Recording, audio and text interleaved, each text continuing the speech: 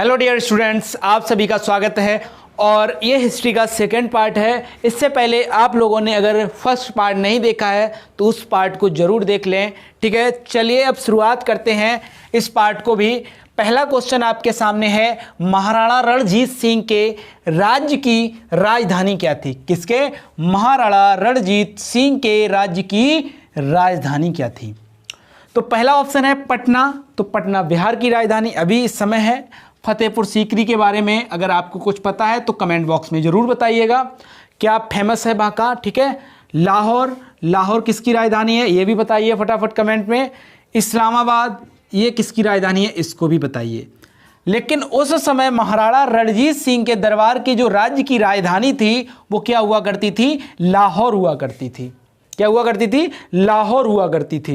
अगर हम बात करें अगले क्वेश्चन की तरफ अगर बढ़ें तो अगला क्वेश्चन समझिए। आपको हमने पिछले भी वीडियो में बताया था एक क्वेश्चन जो होगा वो 10 के बराबर होगा। क्या बताया था? एक क्वेश्चन आपका 10 क्वेश्चनों के बराबर होगा, क्योंकि ये सीधा एग्जाम से ही लिया गया, ये सिर्फ आपके प्रैक्टिस के लिए है। उसके अलावा मैं आपको एक एक ऑप्शन बना के भी दिखाऊंगा। चलिए, ओडिशा का विश्व प्रसिद्ध कोणार्क सूर्य मंदिर के द्वारा बनवाया गया, मतलब किसके द्वारा बनवाया गया ये पूछा गया। सबसे पहले हैं कृष्णदेव राय। कौन है? कृष्णदेव राय। कृष्णदेव राय के बारे में जान लेते हैं। सबसे पहले कृष्णदेव राय कौन थे? जो विजयनगर साम्राज्य था, विजयनगर साम्राज्य, विजयनगर साम्राज्य के सबसे प्रभावशाली ये राजा हुआ करते थे। ठीक है, सबसे प्रभावशाली राजा कौन थे? कृष्णदेव राय थे। इसके अलावा इन्हीं के दरबार में आपने नाम सुना होगा तेनाली रमन। क्या नाम सुना होगा? तेनाली रमन। इन्हीं के दरबार में राज्य कवि हुआ करते थे। उसके बाद याद आता है अशोक नाम आया। क्या आया? अशोक। अशोक के बारे में सभी लोग जानते हैं, सम्राट इनके नाम से पहले लगता है और ये बहुत ज़्यादा प्रसिद्ध राजा हैं। ये मौर्य वंश के राजा हुआ करते थे। किस वंश के? मौर्य वंश के राजा हुआ करते थे। इन्होंने 84,000 कितना? 84,000 बुद्ध स्तूपों का निर्माण कराया था। कलिंग युद्ध के बाद इन्होंने युद्ध से संन्यास ले लिया था, युद्ध नहीं करेंगे, इन्होंने हथियार छोड़ दिया था। ठीक है, इसके अलावा अशोक ने 10 विश्वविद्यालयों की उस समय अपने समय में अशोक के द्वारा अपने समय में 10 विश्वविद्यालयों की स्थापना कराई गई थी। और इनके पिता बिंदुसार थे। कौन थे? बिंदुसार। और बिंदुसार के पिता थे चंद्रगुप्त मौर्य। कौन थे?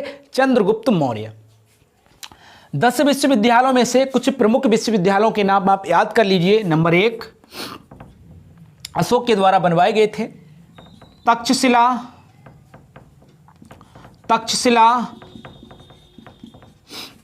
नालंदा, विक्रमशिला एवं कंधार। ठीक है, ये प्रमुख 4 नाम हैं, इनको याद कर लीजिए। तक्षशिला, नालंदा, विक्रमशिला एवं कंधार, इनके ये प्रमुख विश्वविद्यालय थे। चंद्रगुप्त मौर्य की अगर बात की जाए, किसकी? चंद्रगुप्त मौर्य की। तो चंद्रगुप्त के मौर्य के बारे में आप जानते ही हैं। इन्होंने सुदर्शन झील का निर्माण कराया था। किसका? सुदर्शन झील का निर्माण कराया था। किसका निर्माण कराया था? सुदर्शन झील का निर्माण करवाया था। ठीक है, निर्माण की बात हो रही है यहाँ पे, तो इस वजह से निर्माण के बारे में बताया। यहाँ पे भी निर्माण के बारे में बताया। 84,000 बुद्ध स्तूपों का निर्माण कराया। तक्षशिला, नालंदा, विक्रमशिला एवं कंधार 10 बड़े बड़े विश्वविद्यालयों का भी इन्होंने निर्माण कराया। ठीक है, इसी वजह से इनके निर्माणों पे हमने चर्चा की। कृष्णदेव राय के बारे में आप हमें कमेंट करके बताएं कि इन्होंने किस प्रसिद्ध स्थान का निर्माण किया था। ठीक है, चलिए अगले क्वेश्चन की तरफ बढ़ते हैं। तो अभी आपने जो पिछला क्वेश्चन पढ़ा था, कोणार्क सूर्य मंदिर किसने बनवाया था? तो आपका जो लास्ट ऑप्शन डी था, नरसिंह देव ने बनवाया था। चलिए अगला क्वेश्चन है गणित, प्राचीन गणित पुस्तक गणित सार संग्रह द्वारा लिखी गई, मतलब किसके द्वारा लिखी गई? भास्कराचार्य, आर्यभट्ट, महावीराचार्य, ब्रह्मगुप्त के द्वारा। इनमें से किसके द्वारा प्रसिद्ध पुस्तक गणित सार संग्रह नामक पुस्तक लिखी गई? तो सबसे पहले हम बात करते हैं भास्कराचार्य की। तो ये जो भास्कराचार्य हैं प्रसिद्ध प्राचीन भारत के प्रसिद्ध गणितज्ञ एवं ज्योतिषी रहे थे और इन्होंने शिरोमणि क्या शिरोमणि नामक प्रसिद्ध पुस्तक की रचना की थी। आर्यभट्ट की अगर बात की जाए तो आर्यभट्ट के बारे में बताने के लिए इतना हमारे पास इतने शब्द नहीं हैं जो आर्यभट्ट जी के बारे में बताया जा सके। आर्यभट्ट जो थे इन्होंने पाई, दशमलव एवं जीरो की खोज की, सबसे पहली बात। उसके अलावा इनके द्वारा लिखित प्रसिद्ध पुस्तक के बारे में अगर बात की जाए तो आर्यभट्टीय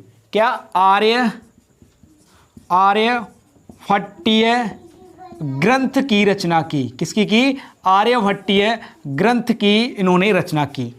महावीराचार्य की अगर बात की जाए, किसकी? महावीराचार्य। भास्कराचार्य के गुरु जो थे वो थे ब्रह्मगुप्त। कौन थे? ब्रह्मगुप्त थे। ठीक है, अगर ब्रह्मगुप्त की अगर बात की जाए, किसकी? ब्रह्मगुप्त की अगर बात की जाए तो ब्रह्मगुप्त भी एक बहुत बड़े गणितज्ञ एवं खगोल शास्त्री थे। ठीक है, बहुत बड़े गणितज्ञ एवं खगोल शास्त्री थे। ब्रह्मगुप्त जी ने चक्रीय चतुर्भुज का पहला सही फॉर्मूला दिया था। किसका? चक्रीय चतुर्भुज का क्षेत्र निकालने के लिए सही एवं सटीक फॉर्मूला दिया था। सबसे बड़ी बात ब्रह्मगुप्त के बारे में। और इन्होंने ब्रह्म स्फुट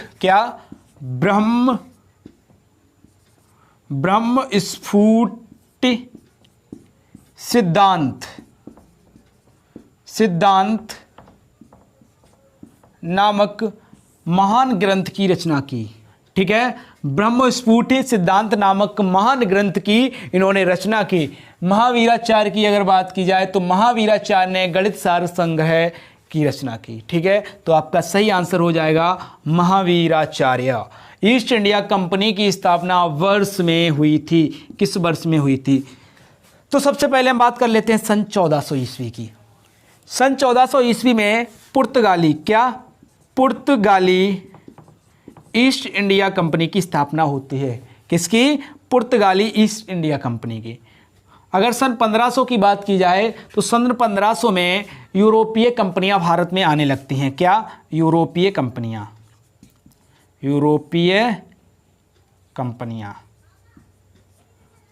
क्या होती हैं? भारत में आने लगती हैं।